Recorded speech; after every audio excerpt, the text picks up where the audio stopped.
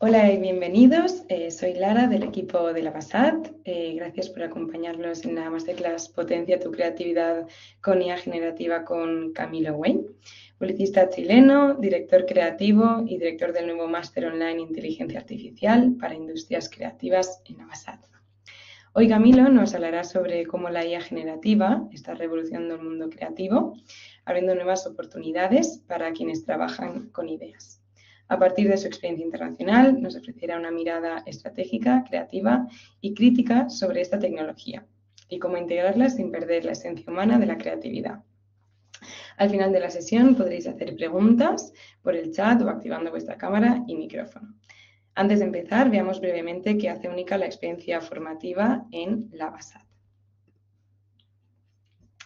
Vale, un poco sobre nosotros. En la BASAT estamos orgullosos de ser la única escuela de diseño exclusivamente online que ofrece formación 100% en directo. Este formato crea una experiencia inmersiva, interactiva, que hace del aprendizaje online algo dinámico como una clase presencial.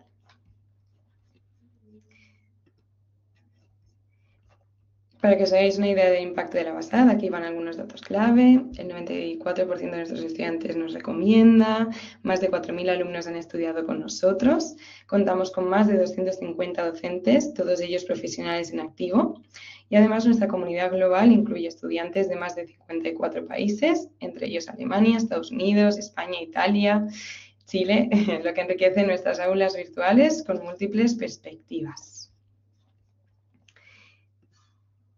Vale.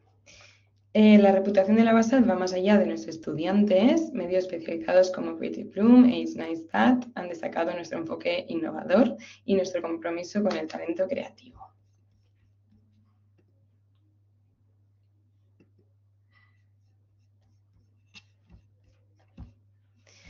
Una de las cosas que nos diferencia es nuestro compromiso con el desarrollo de nuestros alumnos más allá del aula. Nuestros programas ofrecen oportunidades reales de reconocimiento internacional. Un ejemplo, Vanessa García, es ella, estudiante del Máster Online en Diseño Estratégico de Packaging, fue premiada en los Penta Awards 2024 en Londres, ganando oro en la categoría Food y plata en Luxury Goods. ¿Y cuáles son los beneficios de estudiar con nosotros? Bueno, pues aquí van algunos. Nuestro profesorado está formado por profesionales internacionales que aportan su experiencia directa del mundo laboral en el aula. Acompañamos a nuestros estudiantes durante todo su proceso formativo, asegurándonos de que se sientan conectados y apoyados en todo momento.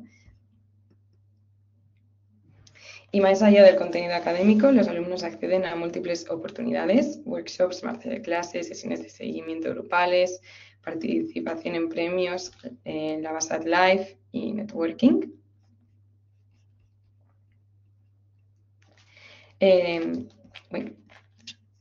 Un segundo, que alguien está pidiéndome la mano.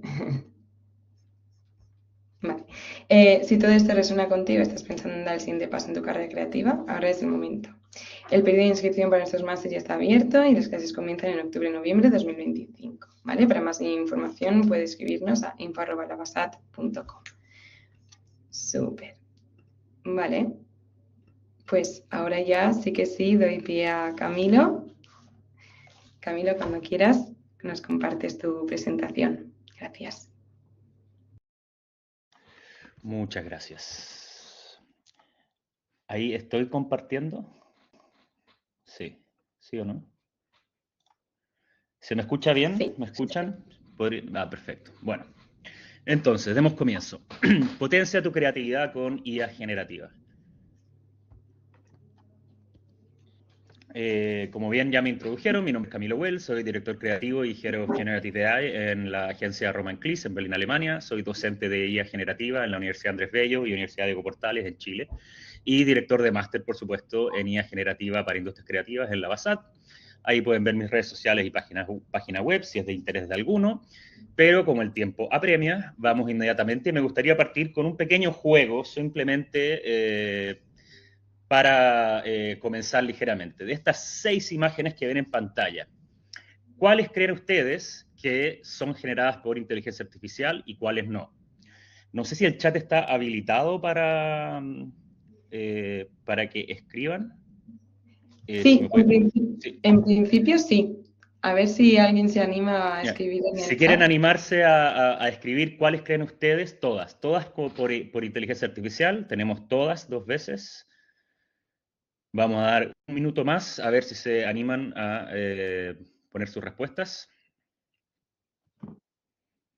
Tenemos 3 y 5, 3, 5, 4, 1, 4 y 5, 3 y 5, 1 y 6, 1, 4, 6. Como pueden ver, no es fácil. La respuesta correcta es 1, 4 y 6 eran generadas por inteligencia artificial. 2, 3 y 5 son fotografías reales. ¿Cómo podemos saber esto? Hay un truco que podemos heredar nosotros quienes nos dedicamos a la comunicación visual. Esto lo heredamos del mundo de la astrofísica. Resulta que los astrofísicos habían desarrollado hace bastante tiempo un método algorítmico para determinar si imágenes de espacio habían sido retocadas o manipuladas, y se basa en la capacidad de ciertos objetos de reflejar la luz. Y un estudiante de doctorado descubrió que con las imágenes de inteligencia artificial ocurre el mismo fenómeno cuando vemos el reflejo de la luz en los ojos. Normalmente, a menos de que las condiciones de luz sean muy particulares, llámese luz completamente de costado, la luz en los ojos debiese ser idéntica en ambos ojos, o al menos muy similar. Como vemos acá, las 3 imágenes que se supone están diseñadas para parecer más similares, ¿no? O sea, más naturales, tienen, cuando uno aísla los highlights en los ojos, vemos que son desiguales. Por lo tanto, esa es una forma en la que podemos determinar que estas imágenes fueron generadas por inteligencia artificial. Y las otras 3 imágenes, que si bien están fuertemente reveladas, tienen mucha estilización, como podemos ver, si hacemos un zoom muy grande a los ojos, podemos ver que las luces sí respetan, ¿no?, el ser simétricas e idénticas en ambos ojos. Eso simplemente para empezar con una forma didáctica de comenzar y ver qué al final pasa con la inteligencia artificial, que muchas veces nos cuesta ver, y cada vez nos va a costar más, esa es mi predicción a futuro, determinar qué es real y qué no. Pero entonces, hablemos de la inteligencia artificial y cuál es su uso actual en el mercado, nuestro mercado de la creatividad. La primera pregunta, y pregunta que todos o muchos se hacen constantemente, es si vamos a perder nuestros trabajos, ¿no? Y la respuesta es complicado. No es tan fácil, ¿no? ¿Por qué? Existe en el mundo de la creatividad, y esto generalmente la gente que trabaja en la industria creativa, especialmente que trabaja en grandes agencias o para grandes marcas o que tiene una freelance bastante buena, tienden a ignorar de que dentro de la industria creativa existe toda una industria que uno podría llamar como la industria equivalente a la comida rápida, pero de la creatividad, de diseños rápidos de bajo costo. Como pueden ver acá, estos son trabajos que se ofrecen en Discord. Perdón, justo escuché una mano arriba. Las preguntas al final. Estos son trabajos que se ofrecen en Discord, y vemos un logo por $45, una website por $25, un video de YouTube, editar un video de YouTube por $25. Vemos, por ejemplo, en el caso, y esta profesión se ha visto brutalmente afectada por la inteligencia artificial.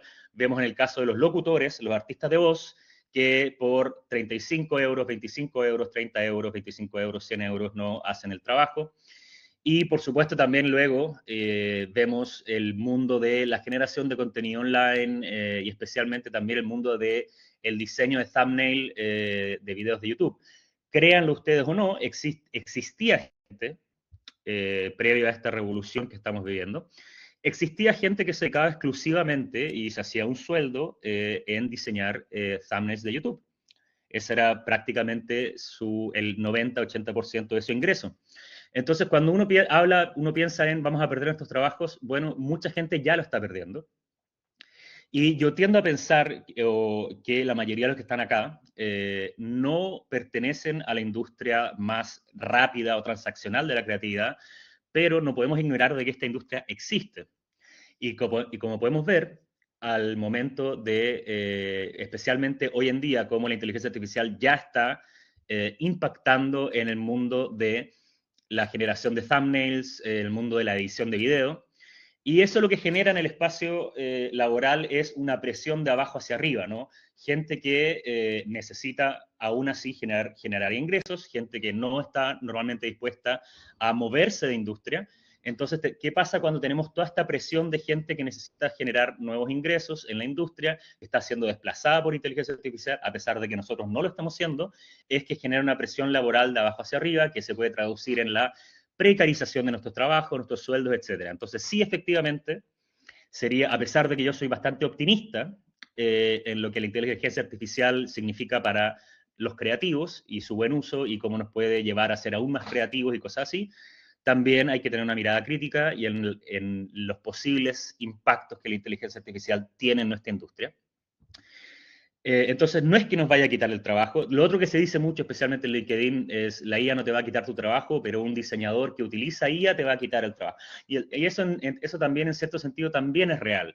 La herramienta rápidamente ya se está volviendo un estándar de industria. Cuando hablamos de estándar de industria, hablamos, por ejemplo, de la suite de Adobe Creative Cloud, que básicamente si una persona no sabe utilizar Photoshop o Illustrator o InDesign o qué sé yo, y utiliza herramientas alternativas y pretende entrar a la industria con el uso de herramientas alternativas, dado que estas son las herramientas que son el estándar de industria, complica el acceso laboral. La inteligencia artificial también se está empezando a volver un estándar de industria, todavía estamos en ese momento en que por ahora es un plus, pero ya llentamente, si uno monitorea el mercado laboral, ya se empieza a volver obligatorios. También vemos su uso, yo soy publicista, y también vemos su uso, por ejemplo, en publicidad cada vez más. En el caso de Charity Ride, que fue un caso muy, muy controversial, donde utilizaron inteligencia artificial, como hace un año y medio atrás, para generar niños en situación de calle o pobreza, generados para poder hacer el llamado a ¿cómo se llama?, a las donaciones. Y generó todo un tema respecto a un debate ético, respecto al uso de las herramientas de inteligencia artificial, especialmente en estos casos que tienen más connotaciones políticas. No solamente su penetración es en el mercado laboral, sino que hay penetraciones más directas mediante el desarrollo de ciertas herramientas en cosas tales como, por ejemplo, edición y contenido.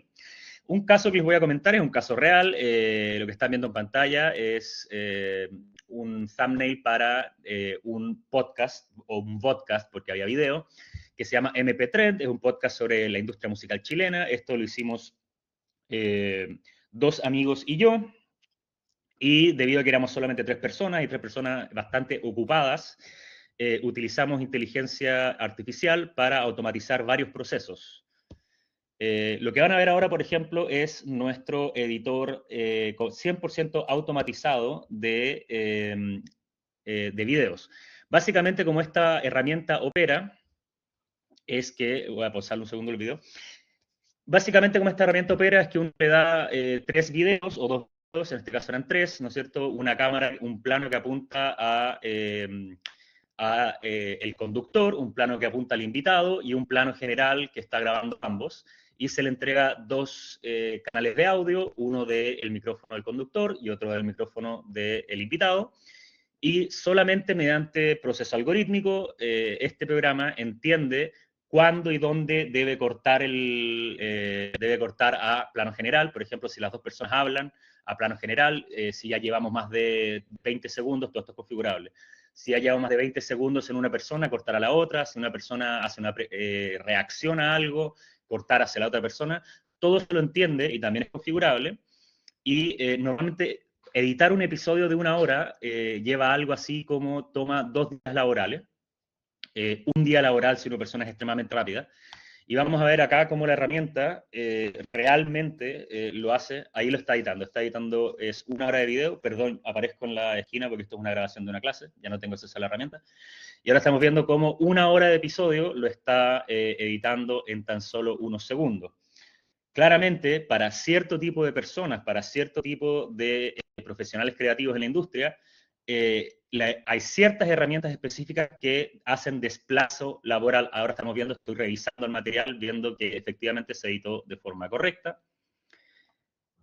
Entonces podemos ver cómo, sí efectivamente hay presiones. La inteligencia artificial sí llegó para si hacemos uso correcto, llegó para amplificar nuestra creatividad y solucionarnos ciertos elementos de la vida, pero también hay que ser bastante crítico en reconocer que también llegó a hacer ciertos desplazamientos, ciertos cambios y generar ciertas presiones. Y también tenemos que estar al tanto de eso, porque el optimismo puro no nos va a llevar a ignorar amenazas.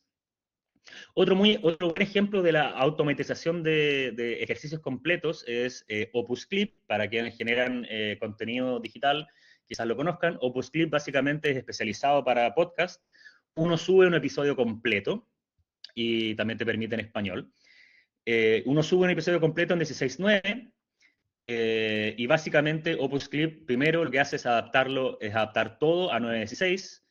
Y luego Opus Clip reconoce, transcribe todo el contenido de ese episodio de 1 hora y te recomienda clips con un score, con un puntaje que ellos tienen de qué clip es más viral o qué clip tiene más potencial, ¿no? Entonces, todo el proceso de ver un capítulo de 1 hora, adaptarlo a formato 9:16 y subtitularlo, todo eso, y además agregar un logo, todo eso lo hace Opus Clip de forma 100%, o sea, no 100%, también hay un proceso híbrido que es seleccionar qué episodios sí, qué episodios no, pero todo eso lo hace Opus Clip. Si alguna vez alguno de ustedes ha estado en TikTok o en YouTube Shorts o en Reels y ven que los subtítulos no hacen match con lo que se está diciendo, es probablemente porque están utilizando procesos automatizados. Uno debiese corregir, ¿no?, el proceso. Y como pueden ver aquí, este es el video, está completamente correctamente adaptado, yo sé que no están escuchando el audio, pero el subtítulo funciona y si uno va a la página de TikTok, vemos que los contenidos, esta es una página de TikTok con 2.000 seguidores y sin embargo algunos de los contenidos que realizamos con Opus Clip llegaron a cerca de los 20.000 visualizaciones y todo esto 100% automatizado. Ahora, cuando hablamos de agencias de diseño, ¿no es cierto?, agencias de comunicaciones, agencias de branding, agencias de publicidad, ¿cuál es el rol que juega la inteligencia artificial dentro de nuestro ámbito laboral?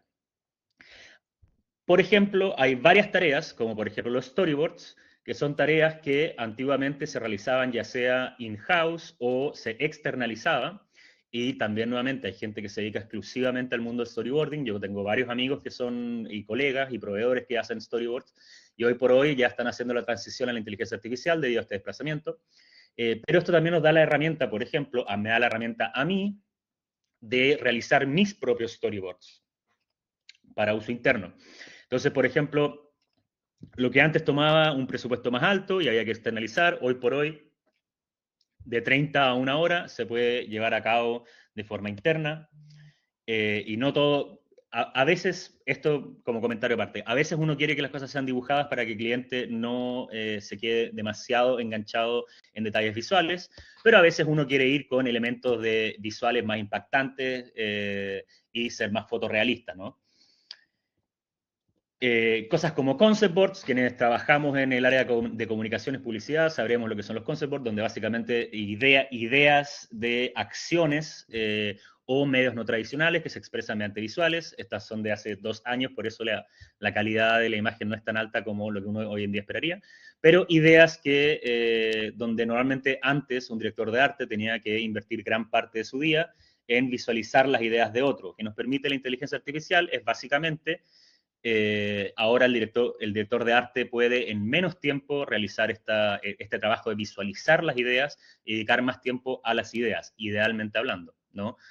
Más ejemplos de concept boards. Esta era una idea que teníamos de hacer un equipo de esports de tercera edad para competir en la liga de, ¿cómo se llama este juego? Simulador de granjeros, Farming Simulator, que es una liga competitiva real, ¿no? Pero no vamos a pasar al detalle.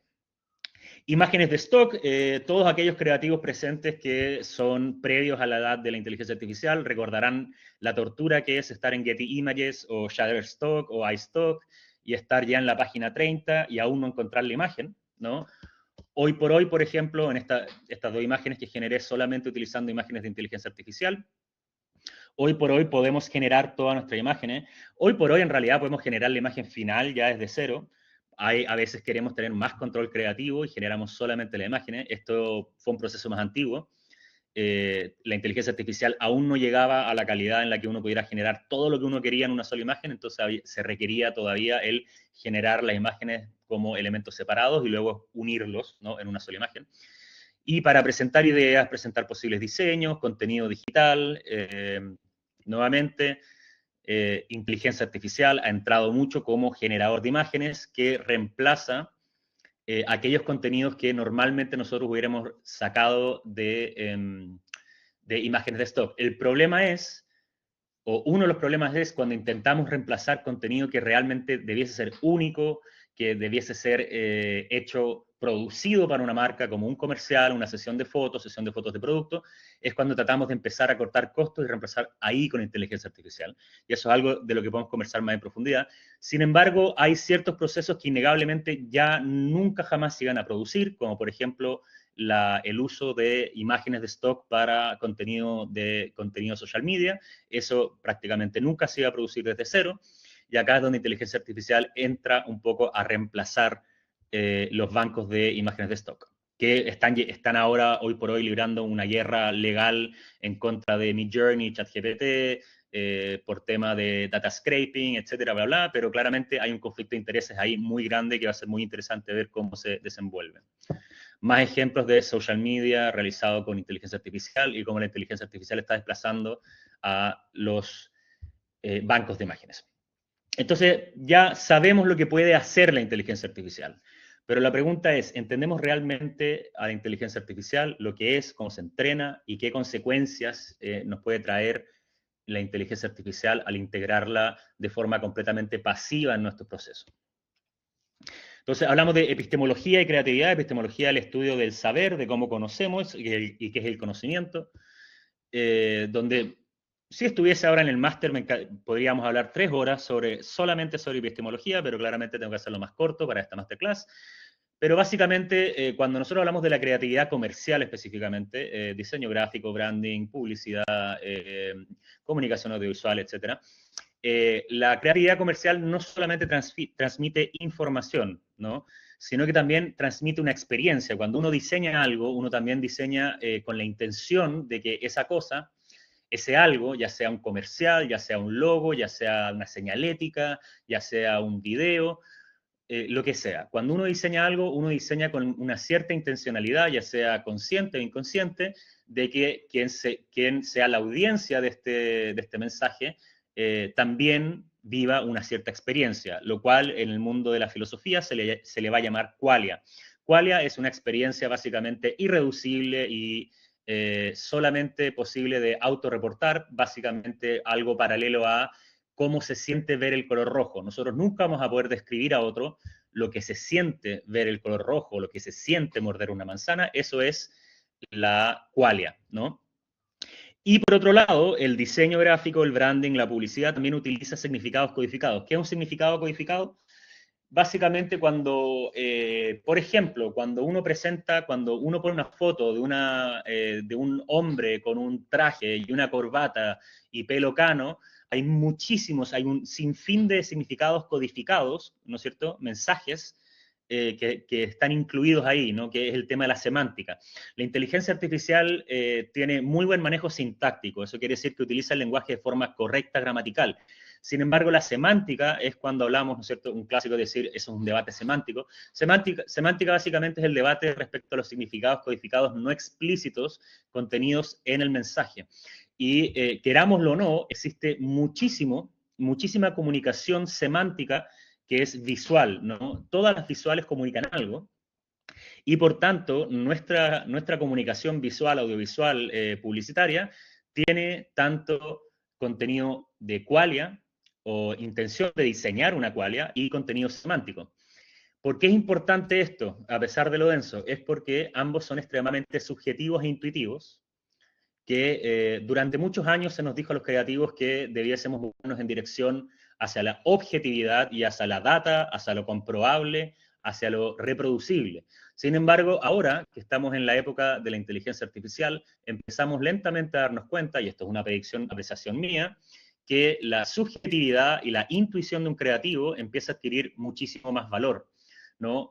que este acceso inexplicable o irreproducible o inmedible a la qualia y a la semántica que tiene un creativo, son los que hoy por hoy, especialmente en los mercados donde más desplazamiento hay debido a la inteligencia artificial, los que más valor le dan al creativo, esta subjetividad, esta visión.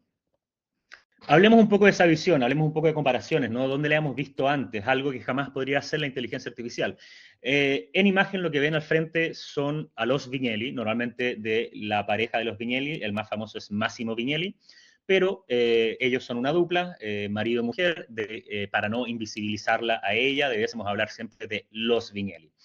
Los Vignelli, que tuvieron la mayor parte de su carrera en Estados Unidos, son los autores de este mapa que ven en pantalla, que fue una propuesta para el mapa de Nueva York, para el mapa del metro de Nueva York. ¿Por qué es importante? Porque los Vignelli eran parte del movimiento minimalista, fueron de aquellas personas que aplicaron Helvética a todos los logos, ¿no? Y todos estos logos famosos con Helvética vienen un poco de ese periodo. Y como minimalistas que son, los Vignelli vieron el mapa de Nueva York, que es el que está acá a la derecha, o sea, este es el más actual, pero que es geográfico, ¿no? Y los Vignelli pensaron, un mapa geográfico tiene muchísima información innecesaria, ¿no?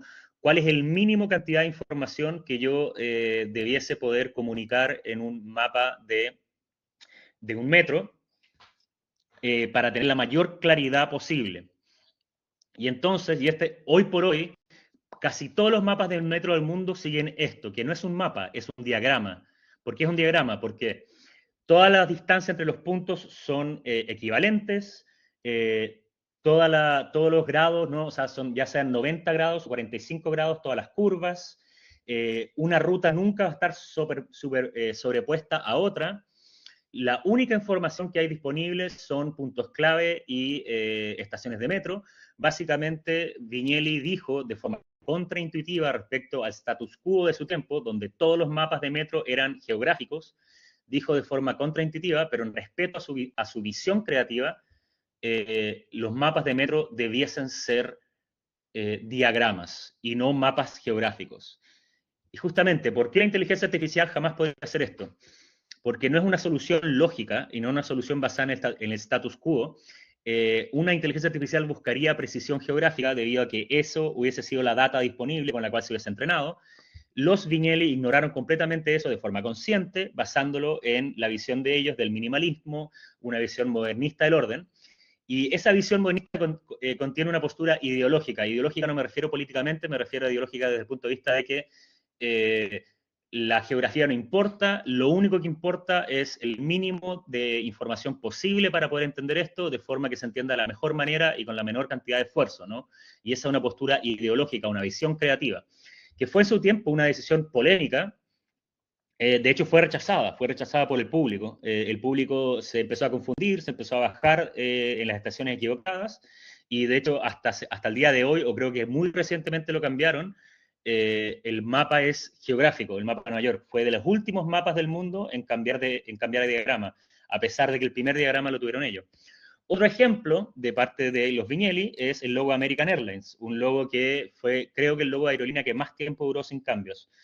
¿Por qué una inteligencia artificial no lo podría hacer? Porque este fue el primer logo en no utilizar un espacio entre dos palabras, sino que utilizar un color en lugar del espacio, ¿no? El contraste de color hace el espacio entre American y Airlines, donde antiguamente en el logo anterior y en el nombre oficial hay un espacio entre American y Airlines. Vignelli, en su búsqueda de reducir lo más posible, elimina ese espacio de texto y lo reemplaza por un espacio visual. Nuevamente, una inteligencia artificial no podría lograr esto porque no había una data previa, ¿no? Básicamente, la idea que estoy tratando de comunicarles es que la inteligencia artificial podría hacer 80.000 logos como American Airlines, y la inteligencia artificial podría ayudarnos a generar un mapa como un diagrama de forma muchísimo más rápida y barata. Y esa es la gracia de la inteligencia artificial, ¿no? El tomar nuestras ideas innovadoras y llevarlas más allá con menos costo y poder llevarlas a cliente con menos costo. Por lo tanto, el monto de inversión en presentar más ideas es menor, por lo tanto, la capacidad de llegar a mejores ideas es mayor. Sin embargo, el momento en que uno es estéticamente o epistemológicamente o creativamente pasivo frente a la inteligencia artificial, llámese, si yo escribiese un prompt, ChatGPT diseña un buen mapa de metro, ese es el momento donde estéticamente, epistemológicamente, creativamente e incluso yo diría éticamente,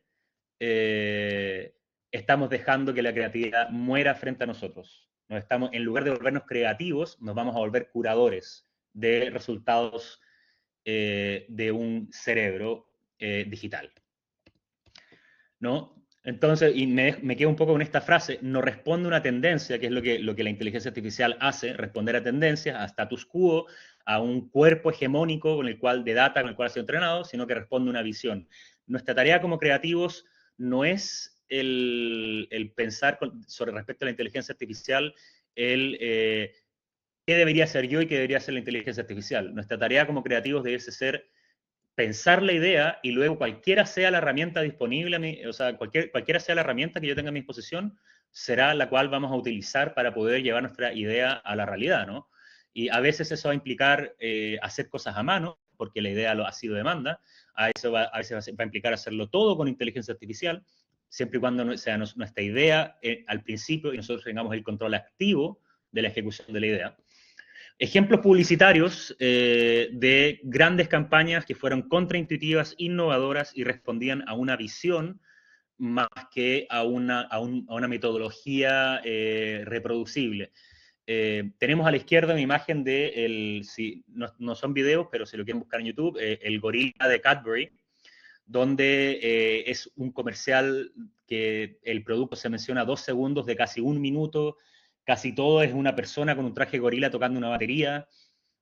No tiene mucho sentido, sin embargo fue brutalmente exitoso, es demasiado intuitivo, y yo hace como 8 meses atrás hice un ejercicio donde entrené 2 conversaciones para intentar de replicar el comercial o tratar de extraer la fórmula detrás del comercial y no fui incapaz, o la inteligencia fue incapaz, o ambos fuimos incapaces de reproducirlo.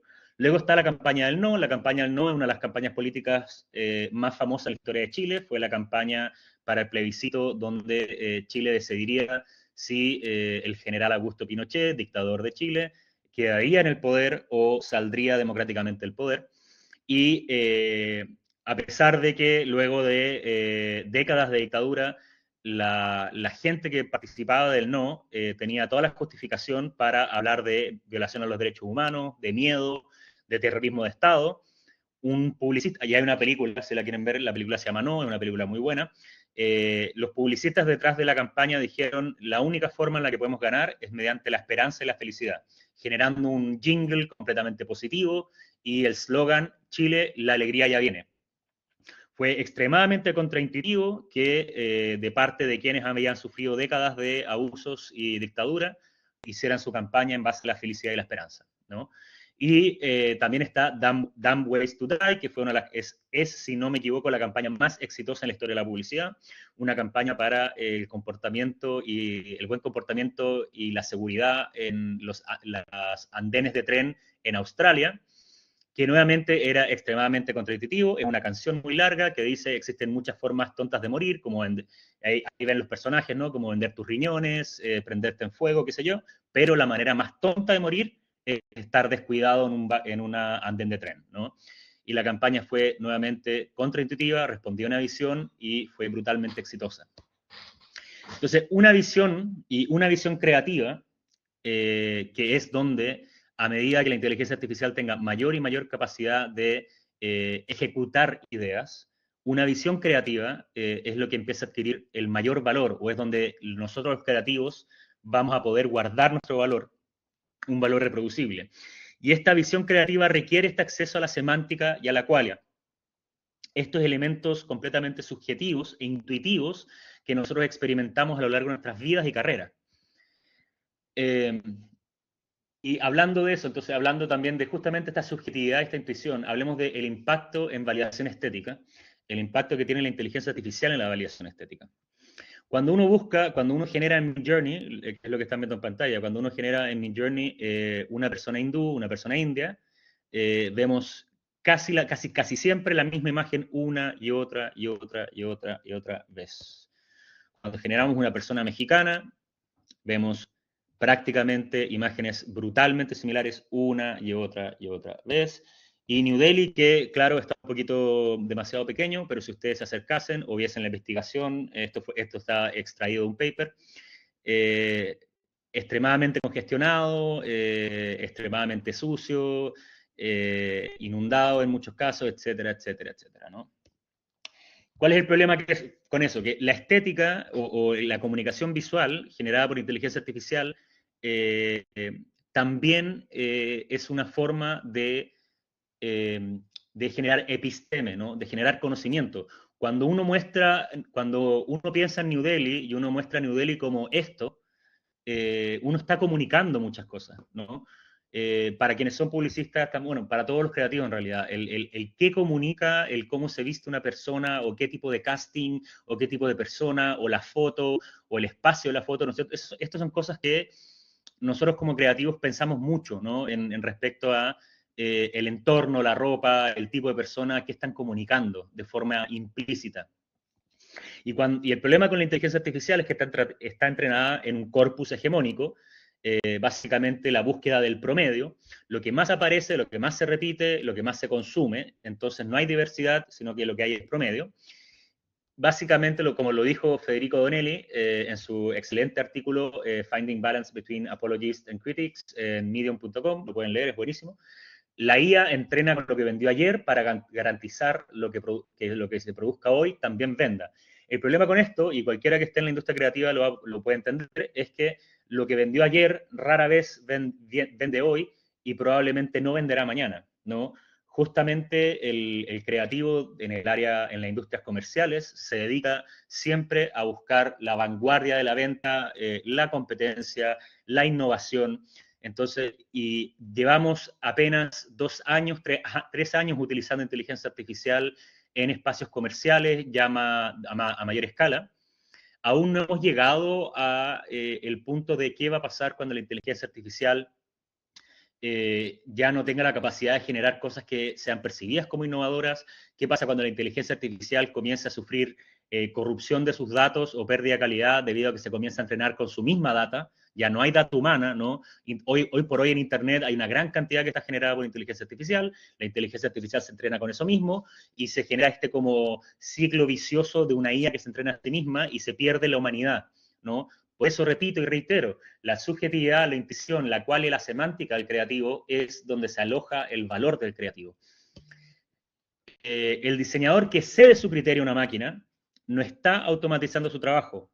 Lo que está haciendo es automatizando su sumisión estética, ¿no? Y no solamente su sumisión estética, yo también diría que su sumisión epistemológica y muchas veces su sumisión ética, que es la idea de que nosotros, la forma más inteligente de utilizar la inteligencia artificial no pasa por qué tipo de prompt o qué tipo de herramienta utilizamos, pasa por nuestra pasividad o actividad con la herramienta. Si estamos dejando que ChatGPT escriba nuestros slides en lugar de resumir o escribir mejor o corregir nuestros slides, estamos siendo actores epistemológicamente y cognitivamente pasivos, lo cual, vamos a ver un poquito más adelante, tiene consecuencias bastante negativas, particularmente en el trabajo creativo.